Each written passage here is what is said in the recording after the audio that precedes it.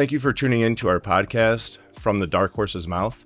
Today's episode, The Assistant, The Rise of the Invisible Team. And joining us is our co-pilot, Carly. Hey, everyone. And our guest, Jessica Loomis.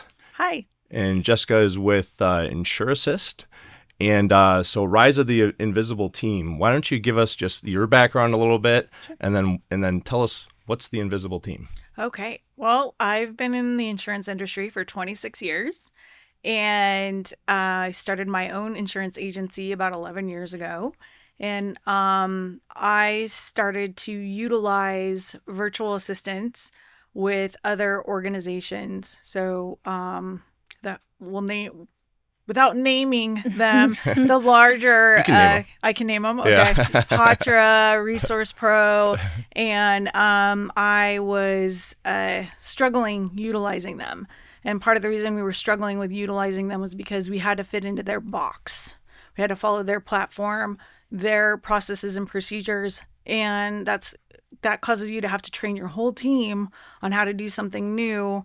And it was getting really frustrating because what was happening was our service was being sacrificed because they would just push it back off on us if it wasn't done correctly. And so I decided to start hiring my own virtual assistants in the Philippines, training them myself, and really going through an interview process that was a lot more diligent than probably what the Patras and the Resource Pros were doing. And I realized how amazing this was. And I was like, okay, we need to start reaching out to other agencies and see if they have that need as well.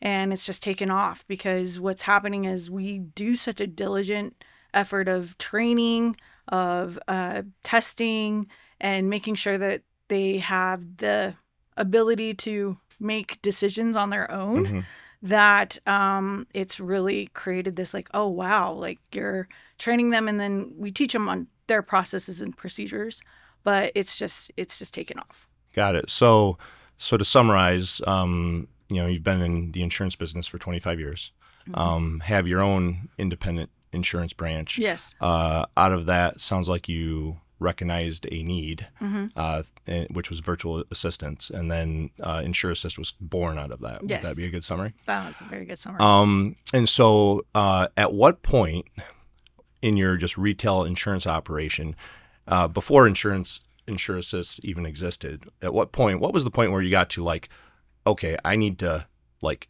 I don't know if do something different is a good way to put it, but you're looking for a solution that's maybe not your traditional staffing. It's either a supplement to the staffing or maybe it's a supplement to them. Like at what point were you having that business conversation with yourself? When I realized my account managers just could not handle the workload of policy checking, certificates of insurance, processing endorsements, and be able to still offer that level of service to our clients. And it was like, okay, if I was able to take off their desk then they can focus on the renewal. They can say, oh, it went up 10%. I need to shop this instead of like, okay, we're just going to have to like let that go because I have to issue 100 certificates of insurance and check 6 policies today. So. Yeah.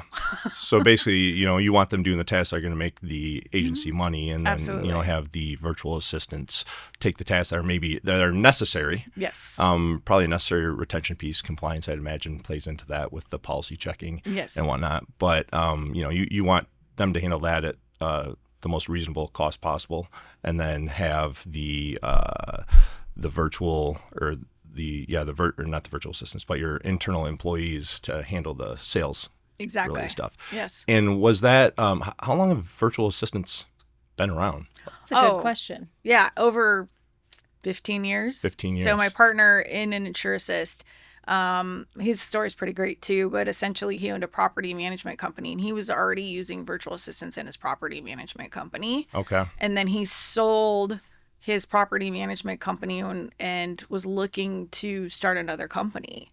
And then all of a sudden, all his entrepreneur friends were like, COVID had just hit.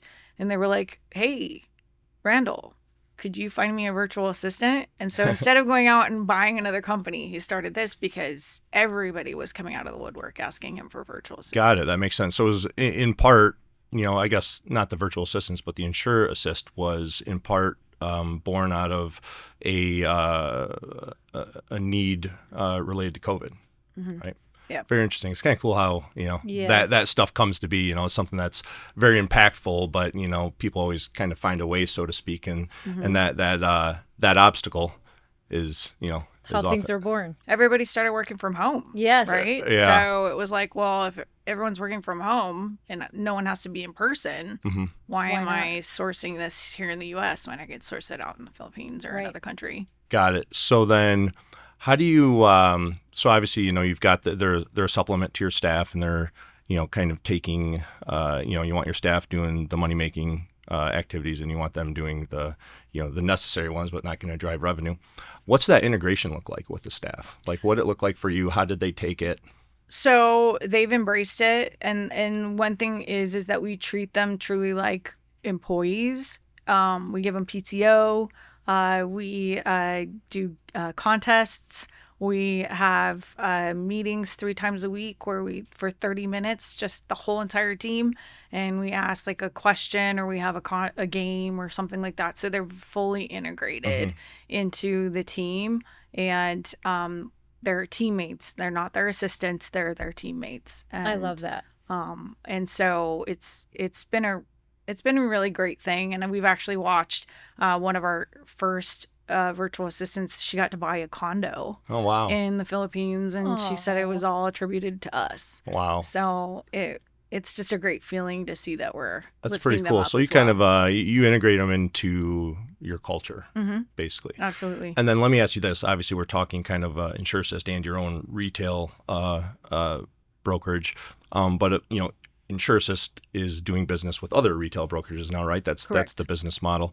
And do you recommend to those agencies, that the other ones that you work with, that they promote culture? Do they just do it naturally? Like, how are others using that service? Yeah, it's a great question. And actually, yes. I mean, most of them ask us, ahead of time, but we do encourage it. We say, look, any kind of bonus, any kind of raise, anything that, you would normally do with your own employees here in the U.S., we encourage you doing that with your team in the Philippines, and integrating them and treating them, yes, just like an employee. And most of them have approached it that way. Yeah, and I guess, just thinking more to the remote work when COVID hit and everyone was remote. I mean, they're effectively just a remote employee. And we have all the technology. I mean, we use it every day for them to be sitting in the Philippines or wherever, but effectively be operating within your agency. Correct. I mean, VPN for security, all of the necessary things, internet, we also make sure they have like double source, because in the Philippines, there's storms and things like that. So we encourage them to have a generator and things like that. So Talk to us a little bit about, you mentioned the vetting process and how you're different than most of the VAs companies out there. Talk to us a little bit about that interview process and how you select your VAs at Insurance Assist. yeah, so they probably go through about 7 interviews Wow. before they even interview with the agency that they're potentially going to be placed with. And they're also tested. So they're tested on like resourcefulness, English, how their grammar, their spelling, like they're tested on all of these things before they even get interviewed.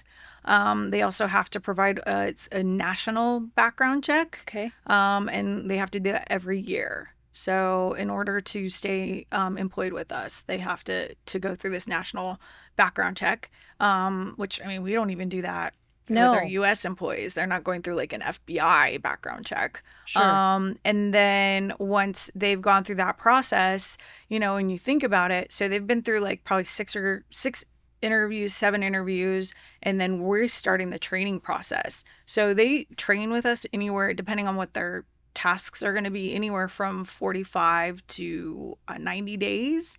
And so then if they don't work out in that 45 to 90 days, then you never see them. So it's one of those things where they've gone through a lot before they even get placed with someone.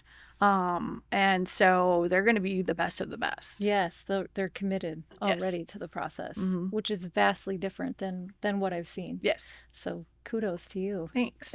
for sure. Yeah, that's that's cool. So we've had some experience with VAs internally here in our retail operation, and I think that one of the things, and we still utilize them today, but maybe not at the level that we could or maybe would like to. And I think one of the challenges that I've seen is, you know, in my experience, they've been good at putting checks in boxes.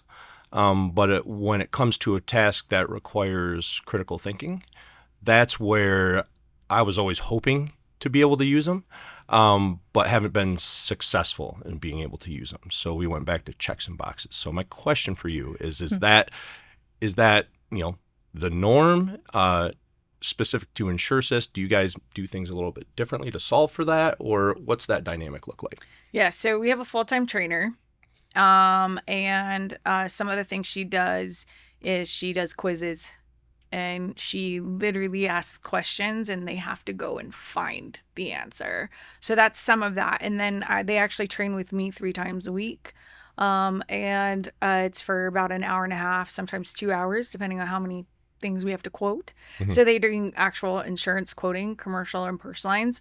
And so it's teaching them where to find the information on the internet, how to ask those questions and answer those questions, where to find it either in the management system or anything like that. So they're being taught how to be resourceful and where to find that information. And so it's, and if they can't, that's another way we were like, okay, this isn't going to work out.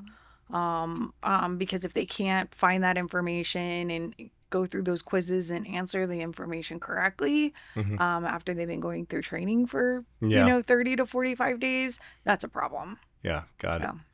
So we talked a little bit about the tasks like compliance related and certificates, and forget the other one. I think there was 3 of them. But talk to us a little bit about their capacity from like a marketing and sales and marketing aspect, like doing quotes or what you would use them for. And like, they're not necessarily having communication directly with the customer, but they're doing tasks to support your maybe sales staff. Correct. So for example, what we utilize a quote sheet. Okay. Essentially, and ask the basic questions. And this is obviously a small business, right? I am teaching them how to put a whole entire marketing app together, but that does take a lot more skill. But from a small business standpoint, if they're quoting renewal business, then obviously they're pulling the information from the management system. Right. And so we tell our account managers, look, everything has to be correct in the in the management system if you want our team to quote. So if they don't, then obviously we push it back, because I'm not going to have them spending hours trying to find things if it should be in Epic or the management system. But from the quote sheet perspective, especially new business, they fill out the quote sheet. It has the basic information that you would need for like a doctor's office or, a pet store or whatever the case may be. And they're able to pretty simply figure it out from there. And then if there's questions that they're unsure about, they have to take snippets of those questions and send those to the person, say, look, this is how I answered the questions based on the assumed underwriting perspective.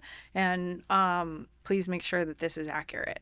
Got it. Have you utilized them before for to handle incoming service calls, or do you pretty much keep them in the document back office side of things? So actually, a couple of the people that have been promoted, they actually this year were given phone numbers. So they're able to answer billing questions. They're able to call a carrier to find out what's going on with someone's bill. Because before, they were emailing or doing what have you, but once they're to that level, they need to be able to, it kind of shuts them down. So they need to be able to ask those billing questions or make a phone call. Yeah. Okay. And this is just another question I thought about, does that create a a career path of sorts, what I was just right? gonna Like say. you That's start awesome. you start here, and then Yeah. you kind of graduate. Yeah. Mhm. One of our team members, she's been with us almost 3 years, and so she doesn't know this yet, but we're Surprise. yeah, I know. We're considering making her a trainer. Oh, Right. wonderful. Oh, wow. So she'll, and obviously we need to find a replacement for her. So that's like the biggest task because she's some big shoes to fill. Right. But she's fully capable. And I'm already starting to have her run meetings and stuff. So it's been really great to see her flourish throughout That's this cool. process. Yeah, that is really Yeah. That's neat. awesome. Mhm. Oh, wow. So if you're like a new agent starting off, like let's say you start off, you're a one-man show, I call it the everything bagel. you're doing everything. And obviously when you're starting off, there's not a lot of revenue, right? And staff, especially good staff, is expensive. Very. Right. So one option is, of course, potentially a virtual assistant. Or you could hire someone, very entry level and train and develop them. But what's, from your perspective, like when's the right time? If you're bringing in a lot of new business, to even bring someone on that is capable of onboarding that new business for you, Mm-hmm. I would say, if you're already at the 200,000 revenue mark, Mm-hmm. why wouldn't you bring on someone that could respond to your emails, onboard the new business, set up certificate templates? I mean, that to me, that's when. Got it. Just basically duplicate your sales efforts by taking that busy work off your plate. And then probably if you're not hiring the dedicated service person internally first, then maybe it's soon thereafter because you can justify it with that revenue. Correct. Right. And then how do you view because you've had your retail agency for quite some time. Yeah. Right. And so how do you view and every agency is different and their needs are different. Right. But as far as like the balance between employees and virtual assistants, is there something that you see common or just something? I would definitely say, to give you an example, before I started hiring virtual assistants, I had about 11 to 12 U.S. employees. My payroll was over $1 million. Wow. Mm-hmm. And so I've cut it by 30-40%. Wow. Wow. Without sacrificing Service. In fact, retention. in my opinion, it's better because certificates are getting issued within light speed. Mhm. Nice. Warp speed. Right, Ooh, exactly. yeah. Policies are being checked and, we're within 30 days. Prior to that, like that was not happening. Yeah. Policies were 60 to 90, maybe even longer. I hate to say it. Wow. Mhm. I've been there. Yeah. Yeah. It's not a fun place to be. Right. No. And I've also had agencies that I've talked to and interviewed recently. They're not even doing policy checking. And Yeah. I'm sitting here going, Guilty. I'm like, this could be an issue. Yeah. So, and that's something that needs to be happening in your agency. So from an E&O perspective. So, that to be able to do that at a lesser cost and not be paying a CSR here in the US, it's 65-70 grand a year, to do policy checking. It's a big difference. Cost-effective Very way cost to not effective. sacrifice Mhm. service. Yeah. And Yeah. continue to grow and scale. Right. Yeah. So Mhm. what agency management systems do you guys work with currently? AMS 360 and Epic are the main ones. Easy Links, obviously, because there's a lot of rating going on and things like that. So those are the three. Okay. But, once you've learned one system, it's pretty easy to navigate most. Mm-hmm. And so what usually happens, we had this recently happen where we have an agency that is using a really old system and Like Microsoft Excel? yeah, pretty much. Which might be better. Yeah, Better pretty than the old much. system? Yeah, exactly. And so it's called Choice. And you literally it's really just a database and it has like coverages and things. But then they also were using SharePoint. So what we did was after she'd been through her training, we're like, okay, this is what they were just buying this agency. So, Okay. they weren't ready to navigate over to Right. Epic. And so this is kind of like just an just in the time period. And so we basically built a process for them on how the renewal process should go. We had them check it, and then we implemented it with our gal Yeah. and our lady over there, and she basically learned the process pretty quickly. I mean, it Got wasn't it. that hard, and so she's doing all their renewals for them on the back end. Got it. So you can effectively work with any of them. Mm-hmm. Obviously, EasyLinks, Applied, and Vertafore are the big three. Yes. And actually, it's just on a side note, we're onboarding people all the time for Darkhorse, and you'd be amazed, some of these agents, what some of them are working off of from a technology standpoint. Or Right. not. Yes. Yeah. What's one that you saw recently? Excel, we've already talked about. Yeah, Excel. I was like, That's you're running fun. your agency off of Excel. And large agencies, I don't even know how it's possible. I know. It's I mean, Excel's a pretty mind interesting tool. blowing.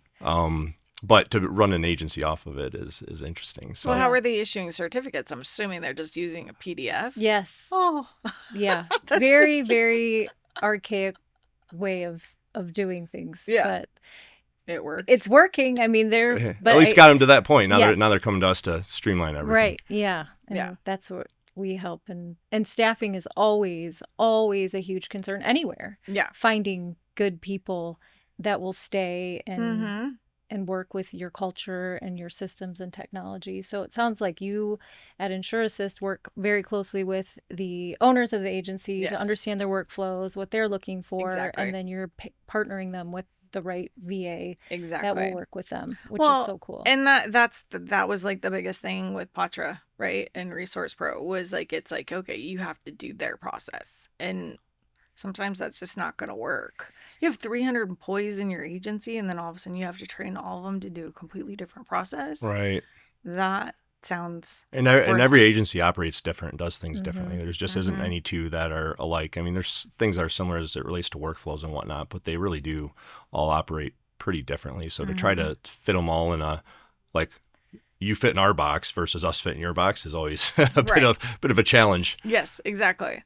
Yeah, So- and I think too a lot of VAs are underutilized because we just can't, they check the boxes, but to have them understand new processes is very difficult. So Yes. I remember you telling me you were up at 2 a.m. issuing your own COIs when Right. you had VAs prior to you Yes. starting your own company. Yes, because the And- service was just not there. Yeah. They just So was starting to fall off. I'm like, oh, we can't do it this way. yeah, it's Yeah. not sustainable. No. So what you all are doing is awesome. Well, and the funny part is that, like, if the virtual assistant, if they're feeling like they're not getting enough work, like, they're the first to raise their hand and say, I've been sitting here for a day and I have not gotten a request.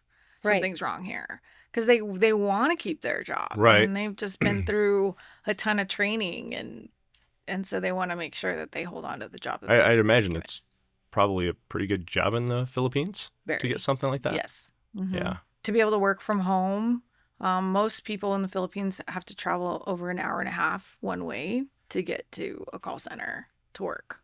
Wow. Wow. So for them to be able to work from home is huge. Yeah, that's a huge benefit. Wow. It is huge. So awesome. I had something that I was going to talk about and it just it escaped me. It's almost there. Yeah. I don't know. It'll come to me. But Yeah. it was something about the staff in the Philippines. Because anyway, Yeah, it'll come back sorry. to you. Yeah. Right when you're talking. Yeah, and and I'll I have had to something interrupt too, you. and now Yeah, now I you know. forgot and I forgot. I So, know. talk to us a little bit about, like, what's the cost structure like to bring on board a VA and bring them on to an agency? So with our process, there's an onboarding fee, Mhm. and for one, it's $2,000, and then if you bring on multiple, then we give a discount, and then it's $15 an hour, Got it. essentially. Okay. But if we are, the onboarding fee really facilitates training them on your processes. I get it. And then also we make sure that our trainer is available for questions. Mhm. So, for example, so that they don't have to bother the agency. So we actually have an hour dedicated every day for our trainer for any one of our team members that's placed somewhere else. If they have a question, they can hop on to her open office hours and ask the questions and get guidance. Yeah, that's pretty cool. That is neat. That is, again, so different, and I love it. I was just talking about you to one of our Darkhorse agents today. Nice. Yeah, I was letting them know how different your operation is than most. That's cool. Did your question come back to you yet? No, No, it still didn't. still gone. Yeah, we're just gonna move forward. Yeah, that's good. So what else is there? What haven't we covered as it relates to the virtual assistants and? I mean, really, no. I think we've covered everything. I mean, we have set ourselves apart because of the fact that we are more of like that white glove service. Just like every agency wants to provide like a better level of service, we want to do the same.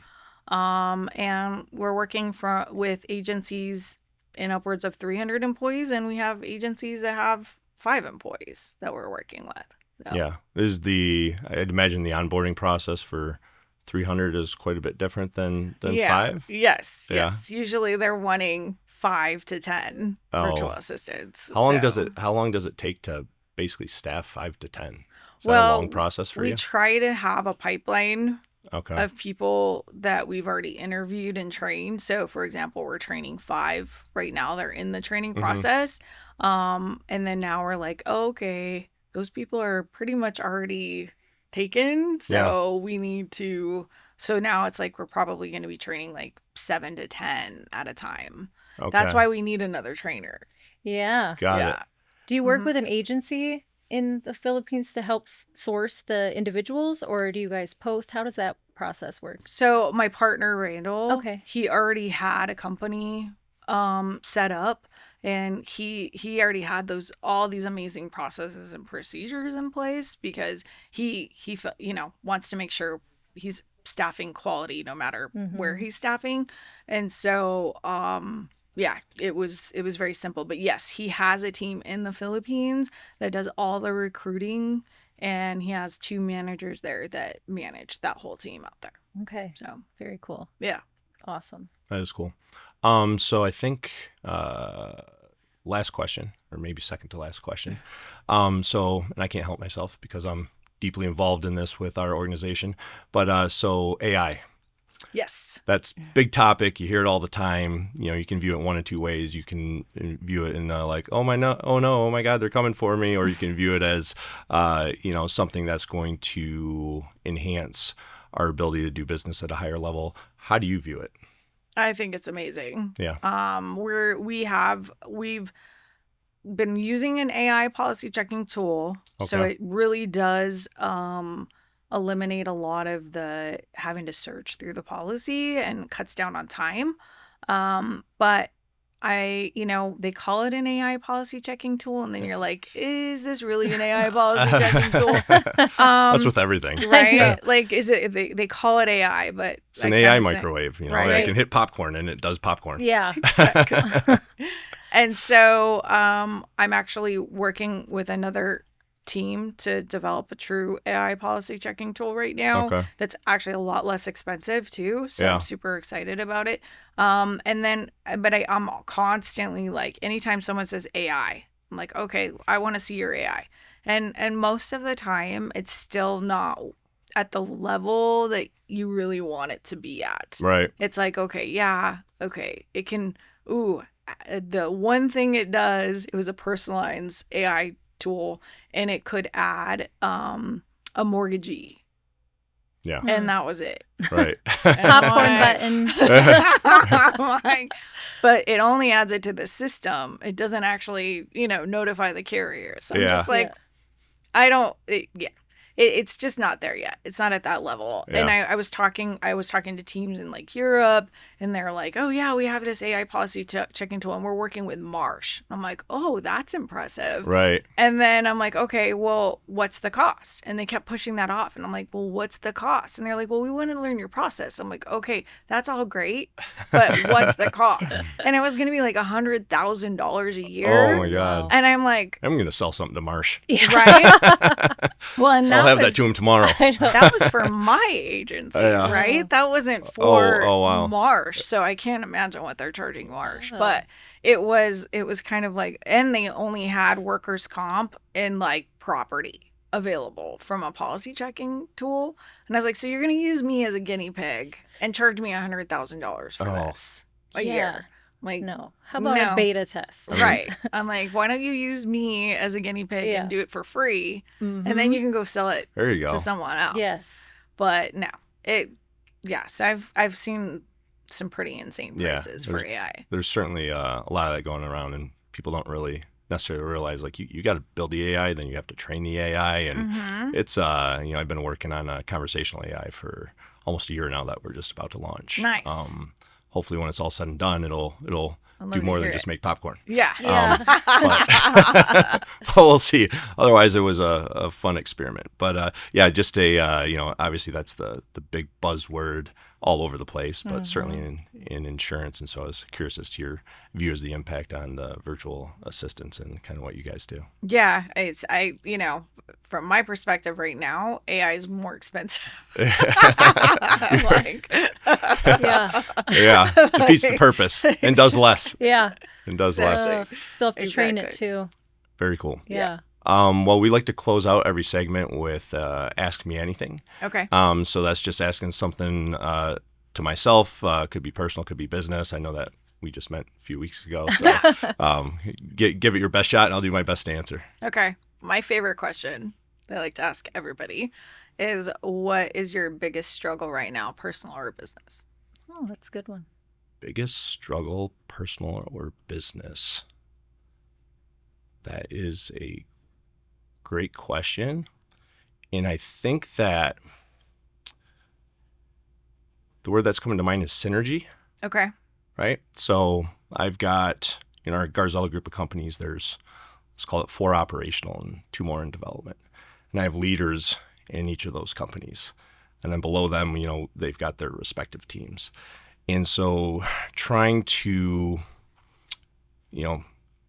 have the balance to where the individual business units and leaders in the company have the autonomy that they need to get stuff done, but it still lines up to the overall vision of the company. Because sometimes, I've got a vision, and then, someone in leadership maybe has a slightly different vision. And, next thing I know is it's not kind of going the way that I thought. And I've got to be able to manage that in a way that's, powerful for both of us. Right. Doesn't kind of like, it's like, okay, I know you see it differently. Let's make sure that we're aligned. Where we're not aligned, let's talk about it. Where we are good, it's good to know. So it's a scalability challenge in trying to grow these companies that I can't stop. Don't want to stop. But it's it's a fun challenge. So. Yeah, I think all entrepreneurs are interesting in that way. Like, once they start one, it's like, oh, I'm going to do this now. Oh, I'm going to do this now. It's an addiction. It is an addiction. It's a good one because there's a lot of other places I could go. Yeah. I choose to go that way. I know, exactly. Make some money. There you Yes. go. It's Yeah, a awesome. positive addiction. Well, thanks for coming on. Yeah. Greatly enjoyed it. Loved hearing about Insurassist and your background and how you got there, and look forward to working with you in some capacity in the future. I'm excited, and thank you for having me. Yeah, for sure. Thanks, Appreciate it. Jessica. Thank you. Yay. Thank you for tuning in to our podcast, From the Darkhorse's Mouth. If you want to learn more about us, go to darkhorseinsurance.com.